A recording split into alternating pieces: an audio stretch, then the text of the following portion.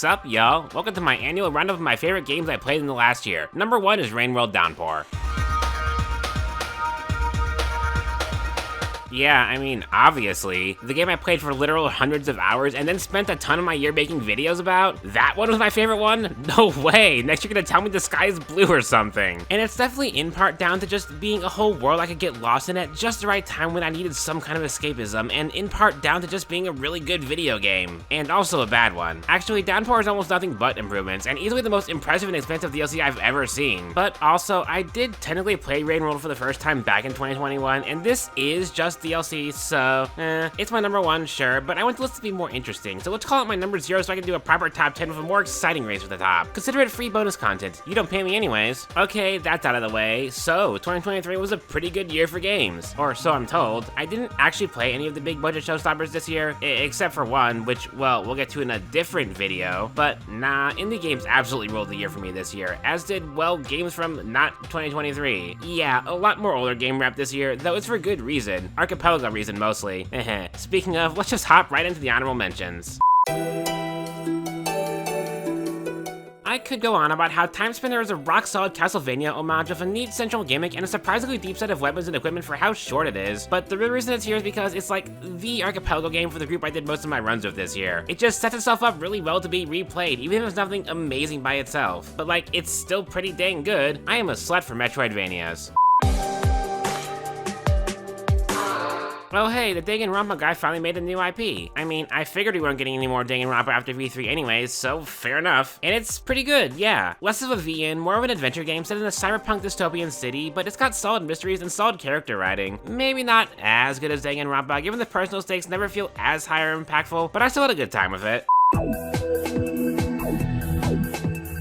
Does this even count? This is barely a game, more of a visual novel, and one that's aged weirdly, especially in some of its earlier chapters, and isn't amazingly paced throughout either. But as a sort of horror, sort of suspense, sort of mystery story, it did more than enough to keep me invested across its long, grueling 8-chapter run. Didn't take as long as Umineko anyways. I don't know, it was still a good read. Actually, might be kind of surprising that this didn't make the list proper, given my short coverage of it was, popular somehow. Pseudo Regalia feels good to play, like, really good, but man does it feel rough in spots, too. I feel like there's a truly amazing game waiting to be made on the same engine, but the one we got is still pretty dang fun. And yes, this one got some replay value in the form of Archipelago integration, too, much like... Oh, Muse Dash, you're not a very good rhythm game. I'm sorry to say it. Visually a nightmare to read with obvious design flubs that still haven't been corrected to this day, a stunning lack of soundtrack diversity over nearly 500 songs, and utterly absurd charting on the high end of things. And yet, I've played you so much this year. I think I'm just starved for good rhythm games, man. Still super fun despite all its shortcomings, so this is my second most played game this year for the record. Alright, that's all the honorable mentions that I feel are worth mentioning. Let's get to the list, starting with number 10, Sanabi. Sanabi was the last game I finished this year, a game I played mostly to wash away the taste of a rather unpleasant other game, and man, I picked a good season finale, huh? The game just feels good to play, man. One of the best grappling hooks in gaming, and very forgiving mechanics to let you get lost in the fun of using it, rather than demanding an unreasonable level of precision, just the way I like it. Oh, and the story's pretty dang compelling too. I'm honestly impressed at the quality of the localization from Korean. The few characters we do meet have tons of charm and personality, and the writing feels very lively as a result. The plot is full of twists and turns with a reasonable amount of foreshadowing and some really emotionally compelling moments. It keeps you invested. Not gonna say it's perfect. The boss design is a bit bad, and the level design can certainly do with a bit more variety and length. Man, I'd really love to see some of the movement in this game explored a bit more than we actually got, but I'm nitpicking. This game was still a good time start to finish, and like, man, just look at that pixel art. Beautiful stuff. Just a really cool action platformer, man. Number 9, Hawk.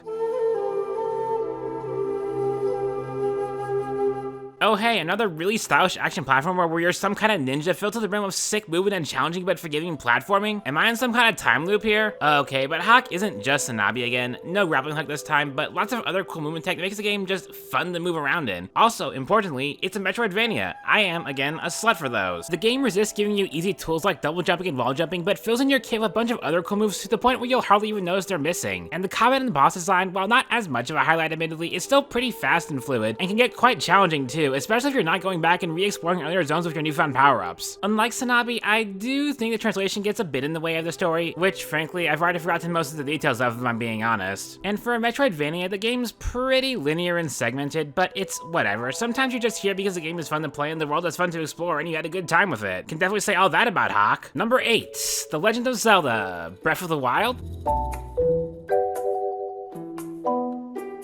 Oh hey, a new Zelda game dropped this year. Not this one, of course. While the rest of the world was playing Tears of the Kingdom, I finally got around to Breath of the Wild, a game I started back in 2019 and never finished, but after replaying and falling in love with Rain World, I wanted to give some other games a second chance, and lo and behold, the game everyone said is good was good. It's not like amazing, not best of all time or anything. It's a fairly bog standard take on the open world in that it's way too big, full of simultaneously way too much and way too little to do, and doesn't really respect your time very much. But then there's just something about getting lost in the world, exploring it that I find inherently compelling. Mapping it out, seeing the sights, instantly filling off checklists along the way, that kind of stuff. It's satisfying. The combat's fine. The dungeons and shrines are about as basic as can be, but fine. The quests are often repetitive and not super substantial. There are like 900 Koroxes, and I found maybe 100 or so at most. On the flip side, it's also the first Zelda game I've ever actually finished. Yes, one of the longest and biggest ones. I don't know if I'm ever gonna need to play Tears of the Kingdom after this. Maybe in 6 years or so. Number 7, Ratchet & Clank Rift Apart.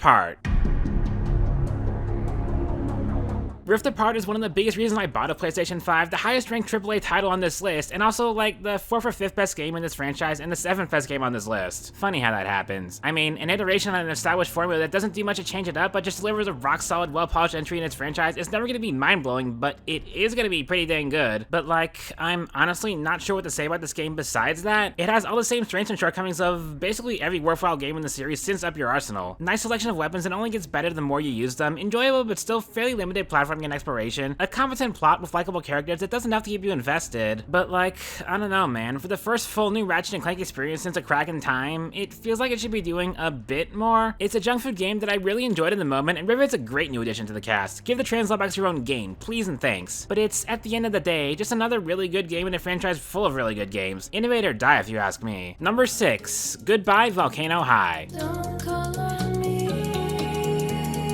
Much like Higurashi, this only vaguely counts as a game. It's more of a playable movie where you make dialogue decisions and play a rhythm game every half hour or so. But damn if it isn't really good at being that. Who knew that Life is Strange but with dinosaur people and apocalyptic stakes would be so compelling? I did, after I played the demo anyways. Oof, this is probably the game that got to me the most emotionally this year. Like, it's just a really well done coming of age story that also deals heavily with exploration of queerness, set to an end of the world metaphor that sort of heavy-handedly parallels our own looming environmental crisis, just in a much more urgent way. And the story itself would be nothing about its characters who are likable enough that you feel bad when Fang is kind of a dick to them, or vice versa. Believable characters if nothing else. Messy and ironically very human. Also, the soundtrack, especially during the rhythm sections, well, it's not the best music in the world or anything, but pairing the tunes with visuals and making you actually kinda play them, Goodbye Volcano High can bring some really emotional moments out of that, man. The game does run a bit short and doesn't have, well, any real replay value, but damn if I didn't enjoy the hell out of my time with it. Number 5, Laika Age Through Blood. There's nothing else to do. There's nowhere else. Honestly, I'm both shocked that this game made it as high as it did, and that it isn't higher, because in terms of aesthetic, artistic vision, atmosphere, etc., this game just knocks it out of the park. Absolute art in motion to look at and especially play, with a wonderful desert-tinged indie folk soundtrack that makes exploring the vast wastelands of the world feel just a little bit less lonely. And like Biker Dog Bomb, Coyote, whatever, Laika's puppy, Dagago. Anyways, the game just feels great to play. Motorvania, huh? Happy Wheels but you have a gun, and it's excessively gory and it's kinda as ridiculous as that sounds, yet somehow never so much so as to break the serious, bleak tone that the game immediately establishes. Driving around feels good, shooting, racking up combos of kills feels good, it's never completely mindless and often quite difficult. Which, speaking of, man, the bosses suck, just unilaterally. This would probably be topping the list if not for them, but they're such an ugly stain on the game, boring, tedious, and overly punishing. And exploration incentive isn't great either, and no weapon ever feels better than the starting gun, and the ending feels abrupt and, oh, okay, whatever, it's not perfect, but when I'm loving the hell out of like 90% of my playtime, who cares about the other 10%? Not me. Number 4, Rust and Moss. Rusted Moss feels like a game that, in concept, I should hate. A gun-focused Metroidvania, never quite my thing, paired with grappling-click platforming, a genre that can be done so wrong. Don't let this and Tsunabi fool you. But god, the gameplay feels good and balanced. The grappling feels amazing. Physics-based, sure, and as imprecise as that implies, but the game understands this and really makes platforming too demanding, and almost always forgiving. So, it's a reasonably sized Metroidvania with movement that feels good, and combat that feels good, and exploration rewards that are satisfying, and the end result is, you know, a really damn good game. I am, say it with me, a slut for Metroidvanias, and this is one of the better ones out there. And each region of the game having its own gimmicks to keep the game not just visually, but mechanically fresh certainly helps too. And the ruined urban aesthetic is good, and the lore is good, and I'm kind of just stumped at what else to say here. The key to a good Metroidvania comes down to good movement, good combat, and good exploration and map design, and this game has all three. It's entirely possible and even intended to be able to get to the final boss collecting 0 of the game's major MacGuffins, and that rules. That's replay value, baby. Love devs who respect their players this much. Number 3, Blasphemous. Oh hey, another game who got a sequel right around when I finally got around to playing the original for the first time. I only even played this one at all because, like, it was in a bundle I bought for some other games, so might as well, right? Souls-like Metroidvania doesn't sound like quite my thing, and the aesthetic doesn't really do much for me either, but hey, it's got Archipelago support, maybe it'll at least be kinda fun? So, this is one of the best Metroidvanias I've ever played. Yeah, it's Soulsy in aesthetic and in a few of its mechanics, but like, other than that, it's much faster paced, much more forgiving, and just stunningly well designed all around. The platforming is kind of heavy, but it still feels good. The combat is nuanced enough to feel great, and the bosses all feel unique and satisfying. There's so many customization options, it's just, damn, it's been this good all along and nobody told me? Actually, they did tell me, I just didn't listen. Whoops, my bad. And I could nag at how the game basically forces you to replay it to get the true ending, since it's got some real god dang it moments, but on the flip side, replaying it and doing the no potions challenge against the bosses really helped me appreciate them. Or most of them anyways. A few of them are still kind of pushovers, but whatever. They're all made up for by the Chrysantha fight being one of the best fights I've ever played, so god, what a rush. Yeah, this one's as good as everyone says, huh? Number 2, Cavern of Dreams.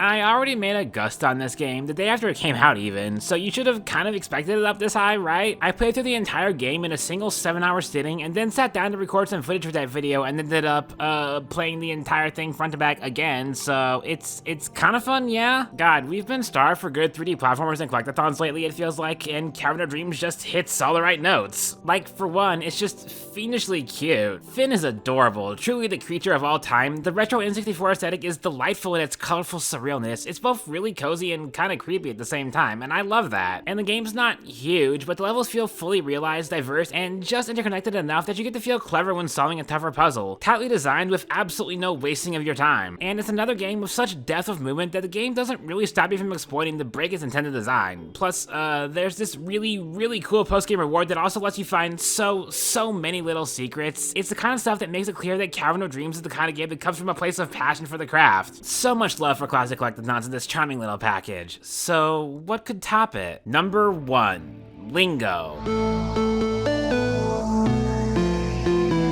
Lingo feels like a game that shouldn't exist. A fake game. Like I'm looking into an alternate dimension of video games where everything is stripped down to its most functional form to create a product that's so absurdly specific to its developers' intents and goals. A game the dev pretty much made for themselves and then inflicted upon the world. And I'm glad they did because Christ, there's simply no other game out there like Lingo. So, what is Lingo? What if you took the rule learning and panel-based puzzling of The Witness, threw it into a non-Euclidean nightmare maze a la Antichamber, but the puzzles themselves are like word logic, crossword logic, nerd puzzles for nerds. Also, the puzzles are often guess what the dev was thinking and that they have plenty of valid answers but only one true solution. This sounds infuriating. It is in fact infuriating, and yet it's too clever to get truly mad at. And it's the kind of game that's so big, with so much depth and layers to its puzzles and meta puzzles that it kind of like turned into an obsession for like a week or so. I was solving imaginary Lingo panels in my dreams. Maybe they were nightmares. Whatever they were, I was living and breathing this game for a good while, even through all the confusion and frustration. It was just that compelling. And then it got Archipelago support that turned the game, or at least level 1, into even more of a nightmarish maze than usual. Now the already excessively huge puzzle game is even more replayable. How dare you? I'm not even sure if Lingo is good. Hell, it might actually be bad, but it's my bad good game. All from the mind of one dev who made exactly the kind of game they wanted to make with absolutely no compromises to their vision. You just aren't gonna get that out of a big budget mainstream game. Number 0, Rain World Downpour? No, stop. I don't have anything new to add here. Go watch my region ranking instead, or the end of Rain World, or stay tuned for the forthcoming video on the game's music that I want to get out within the next month or two. I really don't feel like this needs more elaboration at this point in time. Rain World Downpour is the best game of the year. It's not particularly close, and if you haven't played it by now, well, that's reasonable actually. It's bloody hard. Anyways, take care of yourselves and let's have a good 2024, y'all. See ya then.